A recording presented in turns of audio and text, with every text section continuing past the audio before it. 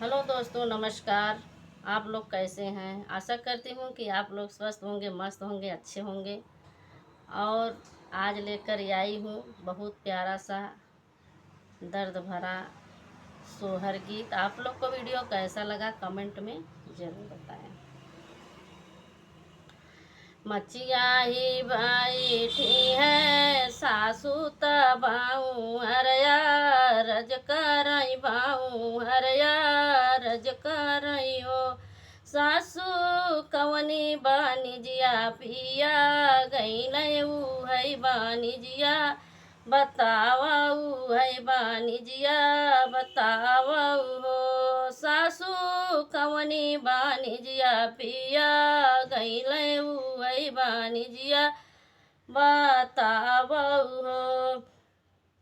बौहार पूर्वी बानिजिया पूता गईले ऊ है बानिजिया जाऊ है बानिजिया जाऊ हो।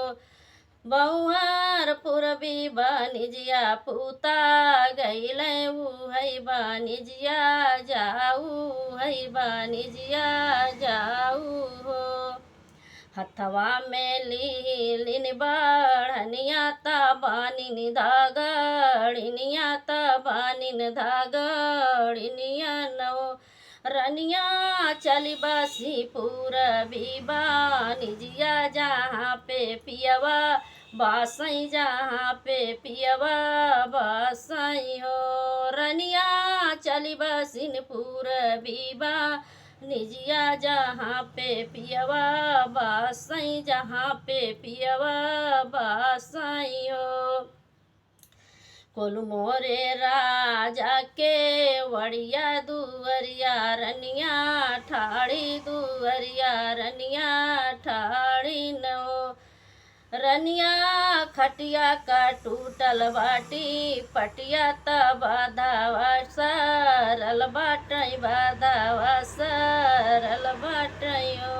रनिया हमारी से जरिया सोवई मालिनिया जगह नहीं बाटई जगह नहीं बाटयो। रनिया हमारी से जरिया सोई मालिनिया जगह नाही बाटई जगह नाही बाटयो। इतनी बचना सुनी रनिया लवाटी गरायाइन लवाटी गरायाइन यो। रनिया गोड़े मुड़े तानैलिन चादरिया सोवाई गजी ओ बर सोवाई गजी ओ बरियो। पूर्वी बानिजिया पिया आवई के वड़िया रानी हाँ नहीं के वड़िया रानी हाँ नहीं हो। रनिया खोल दे तू बाजरल के वड़िया से जरिया हम सोई बई से जरिया हम सोई बइयो। खटिया के बा टूटल पाटिया बदवा सरल बाटै बदवा सरल बाटयो।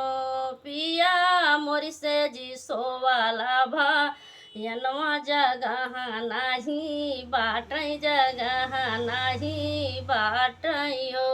पियवा मोरी से जी सोवालेन भायनवा जगह नाही बाटई जगह नाही बाटई हो।